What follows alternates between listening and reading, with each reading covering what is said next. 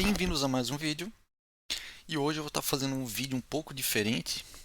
E claro, né, se vocês gostarem desse estilo de vídeo, deixem nos comentários que eu vou estar fazendo mais vídeos desse tipo. Qual que é a ideia aqui?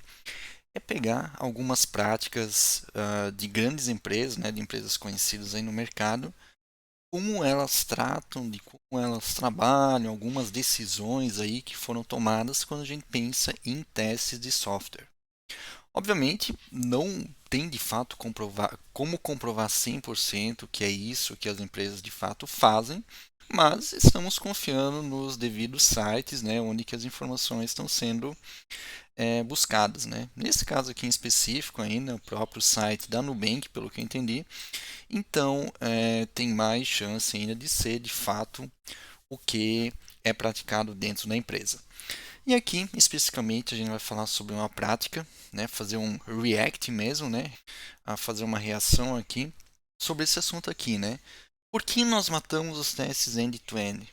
Né, eu vou estar aqui acompanhando pelo vídeo aqui toda a matéria, né, explicando os principais pontos aqui e qual que é a minha opinião, né, baseado no que foi entendido aqui na matéria, qual que é a minha opinião, se faz sentido, por que talvez que foi tomada essa decisão, enfim, né? A ideia no final é sempre compartilhar conhecimento, trazer novas abordagens, novas ideias para vocês aí, beleza? Então vamos lá, né? O título em si ele já me chamou bastante atenção, né? Por que nós matamos testes end-to-end? A gente sabe que os testes end-to-end eles têm uma importância aí grande nos projetos de software, ok? Então a gente vai acompanhar essa matéria aqui e ver por que, né, tentar entender qual que foi a ideia por trás disso. Bom, e aqui a gente vai estar tentando entender, né, do porquê essas decisões foram tomadas, beleza? End-to-end em uma fintech. Uma fintech, né, com uma fintech, a qualidade, né, isso em qualquer empresa, né, eu entendo, a qualidade é uma das coisas mais importantes em todas as empresas, ok? Porque, né, o que ele está comentando que os clientes, né, eles devem confiar nos sistemas dessa empresa porque o dinheiro dos clientes está nessa empresa, ok? Quando a gente fala em empresas do ramo financeiro, por exemplo, ok? Aqui é comentado que nossa suíte de testes end-to-end complementava a nossa estratégia de teste, né, para assegurar os sistemas, né, alta qualidade e integridade. Ok? Ah, bom, e aqui vem a pergunta que muita gente deve estar se fazendo, né? Por que aqui, né, conforme o título, né, por que os testes end-to-end eles querem eliminar os testes end-to-end? Ok? Ah, aqui tem um diagnóstico, né, do porquê eles finalizaram, né, terminaram com os testes end-to-end. Aqui tem uma questão de waiting, né? Os devs aqui eles têm que esperar mais para receber um feedback por causa do maior tempo de execução desse tipo de teste. A gente sabe que testes end-to-end realmente levam mais tempo para serem executados, só que, na minha opinião, isso não justifica eliminá-los, porque eles têm uma importância aí relativamente grande, ok? Segundo item, né, falta de confiança. Flake tests, né? A gente sabe que os flake tests eles são é, mais suscetíveis a acontecer em testes end-to-end, porque eles são aí mais complexos, têm uma manutenção maior, né? E flake test, só recapitulando, né? Para quem não sabe, é quando um teste ele falha hoje, por exemplo, ele talvez passe amanhã, né? Não existe uma constância do resultado desse teste, beleza? Então, né? Aqui é até colocado, né? Um falso negativo. Isso também é uma característica dos testes end-to-end.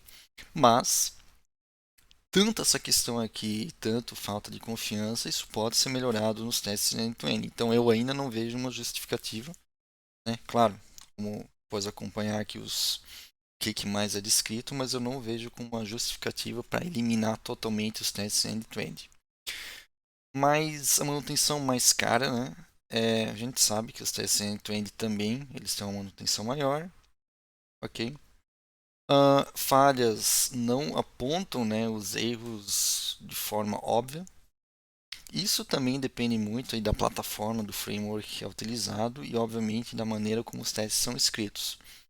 Então, ainda, pelo menos para mim, não é uma justificativa plausível. Uma entrega de valor mais lenta, por causa que os testes end-to-end levam mais tempo.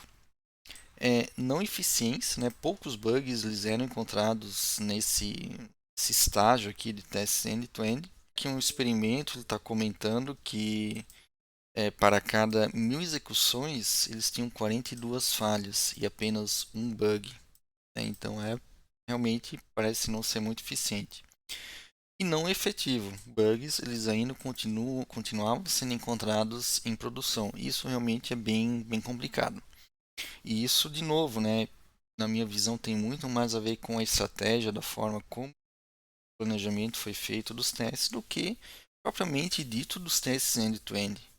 Um teste mal escrito, ele não vai encontrar bugs em qualquer tipo de teste, de API, end, performance, enfim, né?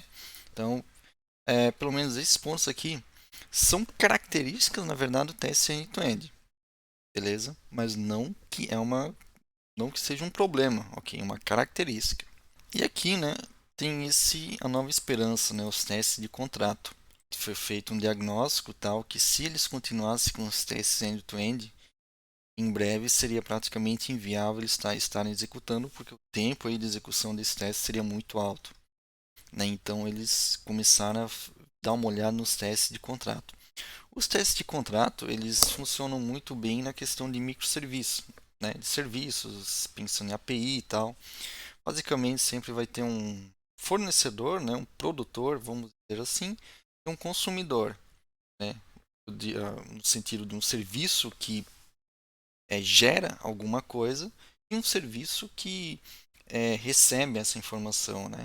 Isso que foi gerado pelo produtor, né? Então, o contrato aqui, basicamente, ele seria no sentido de, por exemplo, como esses serviços eles vão se comunicar, né? Formato, existe um acordo, né, entre os produtores e os consumidores. Sistemas distribuídos, né, pensando em microserviços, por exemplo, né, eles podem ser desenvolvidos por diferentes equipes e isso facilita bastante, isso não tenho o que negar, né? Porém, eu ainda não vejo por que os testes end-to-end eles poderiam ser eliminados nesse caso, ok? E o teste de contrato, né, se fosse para resumir realmente aí em uma frase, né, seria uma técnica, né? Não é uma ferramenta nem nada assim, é uma técnica, uma abordagem de teste de integração. Ele, ele realmente pode ser considerado um teste de integração. E aí já vem um ponto, né? Considerando nossa pirâmide de testes bem conhecida, o teste de integração fica ali no meio da pirâmide e os testes end-to-end ficam acima, ou seja, eles têm uma importância aí, né? Mas voltando à definição, né? Ele seria uma técnica, uma abordagem de teste de integração para garantir que serviços conseguem, né, se comunicar de fato, né? Isso tem uma outra definição até, né, que é o Consumer Driven Contract Testing, né, que é basicamente o teste de contrato dirigido ao consumidor, né, que é a forma mais é, comum em teste de contrato, que sempre o foco ele vai ser o consumidor, o serviço que consome as coisas. Beleza? Mas enfim, aqui a ideia nem é falar exatamente sobre os testes de contrato, mas é entender das decisões aqui. Bom, aqui como ele fala, né, o teste de contrato permite descrever as interações entre os serviços, tal. Bom, aqui ele está dando um exemplo, né? Então, aqui resumidamente, os testes end-to-end, eles são, né, segundo o Nubank aqui, né, eles são é, ajudam, né, no começo de um projeto quando as coisas são simples, né, dadas para um time apenas, né. Porém, conforme o time vai crescendo, isso pode se transformar em um gargalo.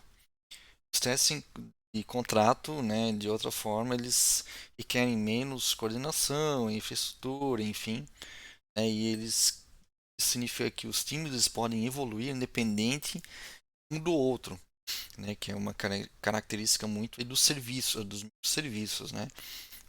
Cada um constrói uma coisa, depois esses serviços eles vão se comunicar, né. Os times eles conseguem trabalhar de forma muito mais simples, de forma separada, ok? E o teste contrato é justamente isso, é garantir que esse serviço se comunique, beleza? E aqui eu estou vendo que foi construído o próprio framework pelo Nubank, ok? E pelo que eu estou vendo aqui, porque o Pact, isso, o Pact, ele sim é uma ferramenta para teste de contrato, ok? Mas o teste de contrato em si não é uma ferramenta específica, mas o Pact é um dos Pact, enfim, é um dos mais conhecidos. E pelo que eu estou entendendo aqui, eles construíram sua própria ferramenta. Pelo que eu estou vendo aqui, o suporte para mensageria de testes e tal, ele não estava imaturo, né, para o para a implementação de JVM, ok? Então eles tinham outras características aqui. Aqui a versão do JVM ela carecia, né, de um suporte satisfatório para o Clojure. Clojure é uma linguagem de programação, né? Pelo que eu estou vendo aqui, o Nubank ele utiliza aqui na sua maioria o Clojure justamente para fazer toda essa implementação dos microserviços. Beleza, aqui eu acho que não, né, aqui eles, pelo que eu estou vendo, esse aqui é o nome do sistema, né, do framework aí para os testes de contrato. Interessante, interessante também comentar, né, que os testes de contrato, como eu falei, né, é uma abordagem. Então, você pode estar utilizando aí qualquer linguagem de programação, qualquer biblioteca que faça sentido, né, e vai funcionar, né, porque o teste de contrato é uma abordagem, ok? E aqui eles decidiram construir seu próprio framework. Bom, aqui ele está comentando aí sobre os benefícios de construir esse novo framework, ok? E aqui tem dois pontos, né? Que já é interessante comentar. Construir um framework, ele tem que ter um motivo muito forte, que existem várias ferramentas aí prontas no mercado e construir um framework ele pode gerar vários problemas. A gente entende, né, que de fato uma equipe se preocupou, fez um estudo e fez sentido construir o framework nesses casos. Bom, aqui uma estratégia para mandar em todos, né, eliminar os testes end-to-end realmente ajudou a eliminar problemas de coordenação. Então, aqui antes desse framework, eles tinham vários problemas frequentes aqui, ok, referente aos testes end-to-end. Os testes de contrato, que a questão melhorou bastante. Porém, é aquilo que eu comentei, né? Eu acho que vai ser comentado aqui a garantia, né? Para manter um grande nível de qualidade, os testes de contrato eles vão ter uma abordagem, eles são muito mais um teste de integração, mas os testes end-to-end eu vejo que ainda precisam existir. E aqui eles até colocaram, né? Então eles encontraram uma nova forma para complementar essas suítes, é, construindo o que eles chamaram de teste de aceitação, né? Que não deve ser confundido com o Gherkin aqui, né? Do Camber, enfim. E aqui, né, a principal diferença dos antigos testes end-to-end é que eles né, abrangiam um subconjunto de serviços, ok? E não precisava de um environment de produção, ok?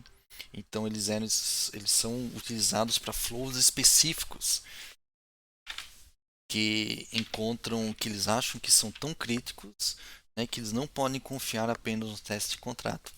Então, pelo que eu entendi aqui, ainda vai existir testes end-to-end nessas partes aqui mais críticas. Então, eles não de fato eliminaram, eles apenas reduziram justamente para melhorar essas questões que foram enfrentadas aqui, né? Então, vamos voltar para cá. O que mais eles comentaram? Bom, os resultados, né, são do cycle time, enfim, mais deploys por semana, né? Obviamente, como o tempo de execução de teste diminuiu, melhorou, né, essa questão do tempo. E é isso aí. Então, o que eu posso entender, né? À primeira vista, não parece ser uma boa decisão eliminar tantos testes end-to-end, só que a gente não tem exatamente um número aqui que tinha e se de fato eram muitos testes que precisavam ser executados cada pull request, alguma coisa nesse sentido, realmente poderia estar atrasando aí o desenvolvimento. Só que aí, ao invés de eliminá-los, talvez reestruturá-los de alguma forma, eliminar o que não faz sentido, testes duplicados, ok? Porque um teste end-to-end realmente normalmente ele vai cobrir um fluxo aí bem completo. né, do usuário, pensando na visão do usuário mesmo, né? E os testes de contrato tem essa questão. Eles vão testar essa integração aí o contrato dos serviços. Só que em nenhum momento eles vão testar a interface de alguma forma. Ok? E a gente sabe que o usuário no dia a dia ele vai estar utilizando a interface. Então, fazendo isso, deixa de ser testado uma grande parte importante dos testes. Ok? Então, eu entendo que realmente é difícil tirar uma conclusão aqui. Aparentemente não é uma boa decisão assim, né? Além do que de construir seu próprio framework, né? Então são coisas que realmente deveriam ser analisadas em mais detalhe. Mas se funciona, né? Se foi analisado, é o que eu sempre digo, né? Tem que ter uma base do porquê as coisas estão sendo feitas. Se faz sentido no projeto do Nubank, enfim, ok, com certeza é bom para eles e eles vão estar tendo resultados melhores com essa mudança aí da abordagem de testes. Beleza? Como eu falei, né, o principal item aqui é compartilhar um material novo, né, do porquê, outras abordagens de grandes empresas, né, passar um pouco para vocês do, né, tentar entender por que a empresa tomou determinadas decisões aqui, né, e fazer refletir mesmo, né, e levar para possibilitar que vocês levem isso também para a empresa de vocês, para o time de vocês, e no mínimo para que seja discutido, né, se faz sentido aí no ambiente de vocês também. Beleza? Espero que tenham gostado desse outro formato de vídeo aí e espero vocês no próximo vídeo.